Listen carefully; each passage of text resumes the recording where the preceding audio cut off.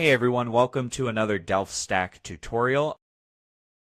Today we'll explore how to create a drop-down list in Excel with multiple selections. And today I'm going to show you exactly how to set one up step by step. First, open your Excel sheet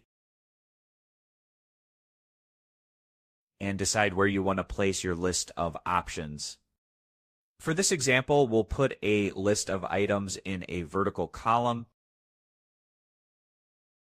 So let's put in apples, bananas, oranges, and grapes.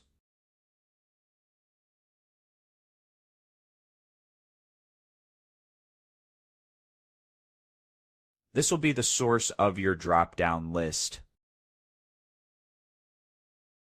Next, select the cells where you want to apply the drop-down. Now with those cells selected, go to the top menu and click on Data. Then click Data Validation.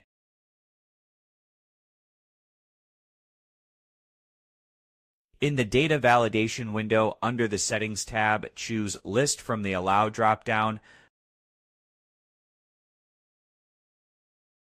In the source field, type an equal sign followed by the range where your options are listed.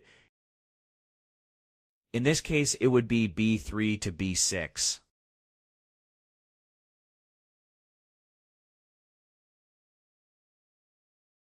But you can also just click and drag your mouse directly over the range of your selection.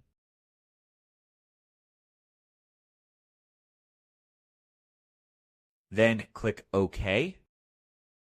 And that's it. Now when you click on any of those cells, you'll see a small arrow appear on the side. And you can choose one item from the list. If this is already helping you out, don't forget to hit like and subscribe for more quick and useful tutorials. Thanks for watching.